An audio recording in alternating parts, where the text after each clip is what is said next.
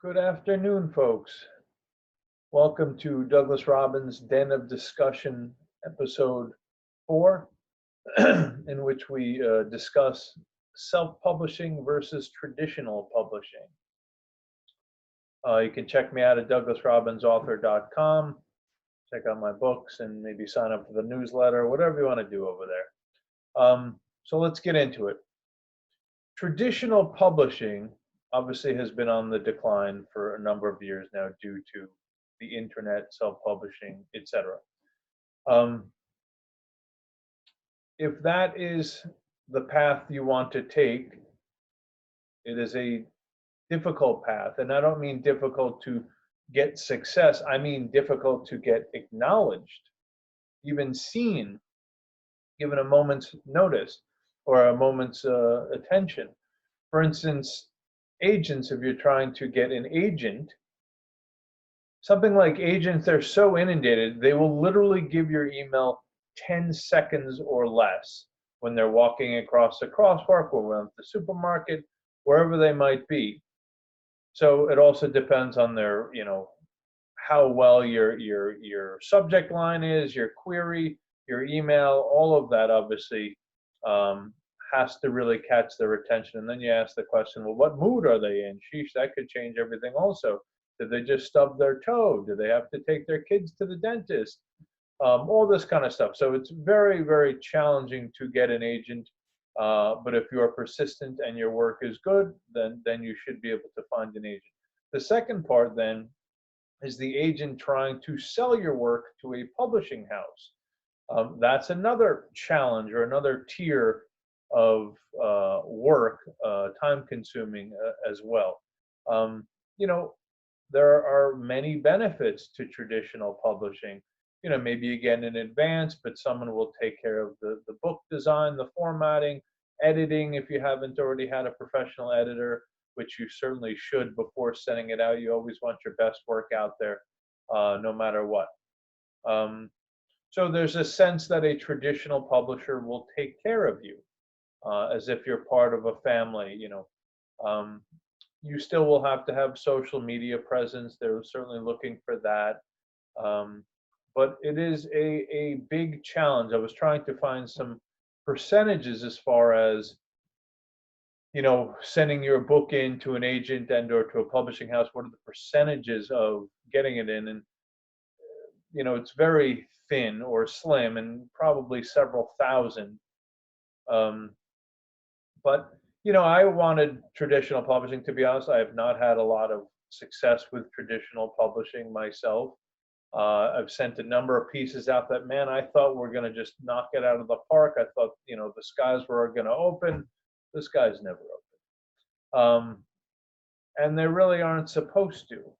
They're looking at it from a point of view of business. But again, a lot of the time, you just don't even get the attention.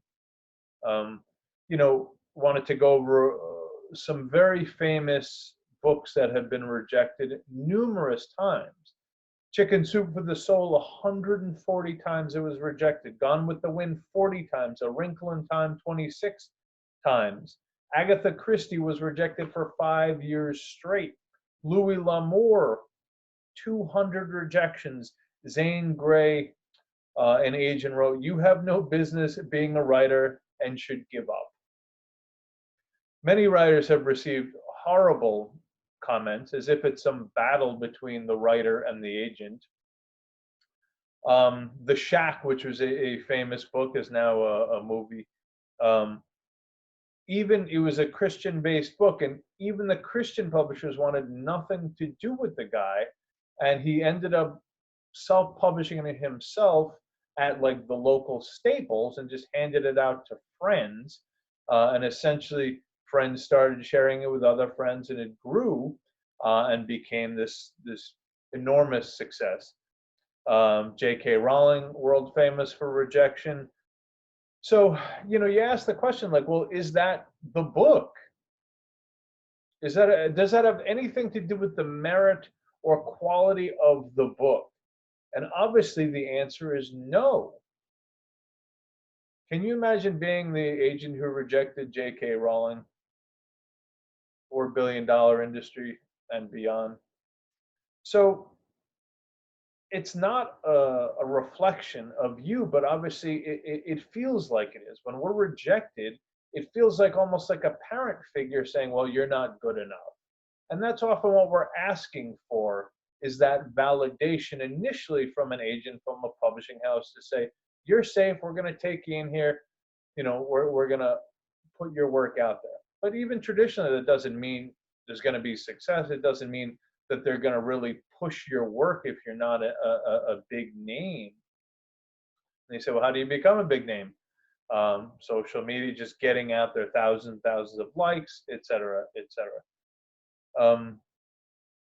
So, there have been, so for instance, with music, plenty of bands, big bands that went on to become big bands that got panned by the critics at the time because the critics didn't understand it, they didn't like it. It was the old guard, the old music.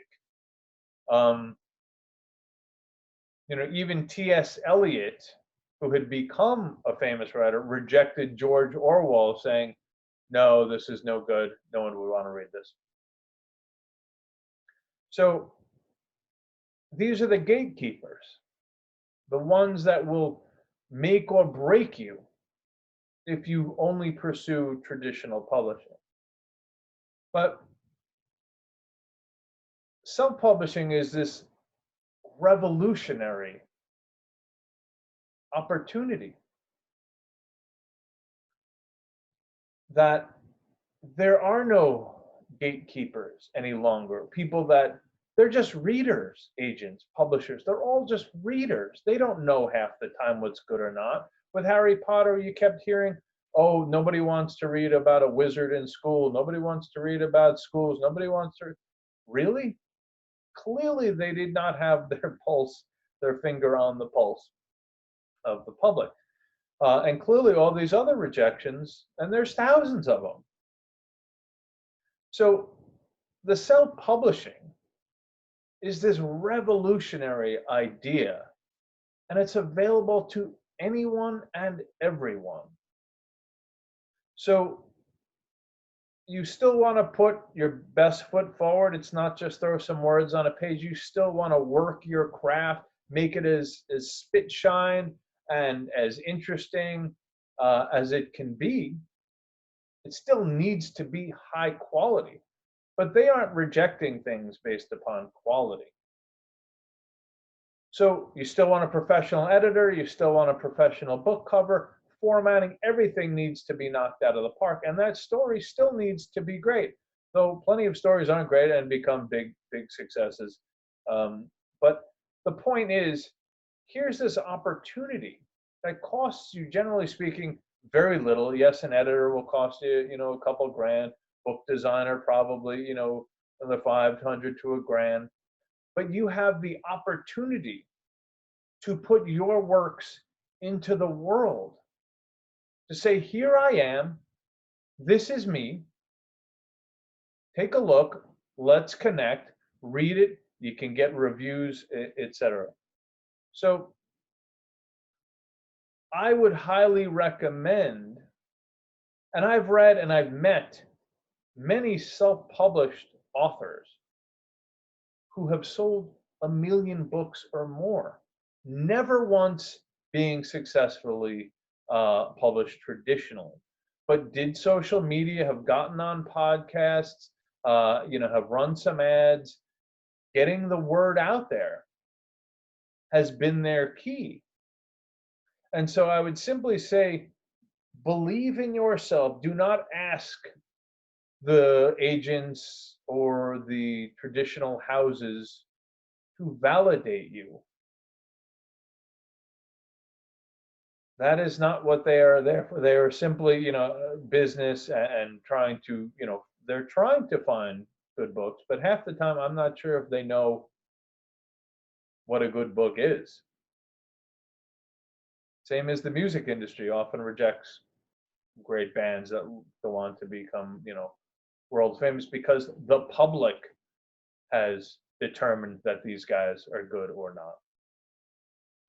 So, with Amazon and Kobo and all sorts of opportunities out there, it is your chance that this never before existed in the history of humankind to put this out there.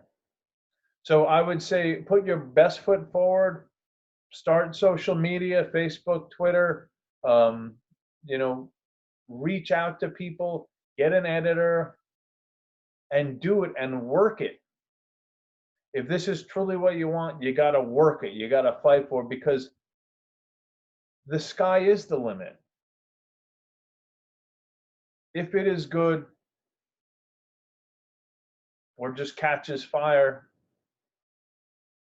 no one is there to stop you any longer. Only you. So I would say, if this is your passion, find the way to do this. Put the pen to paper, or type it, as you should, because I have bad handwriting. And make the dream happen.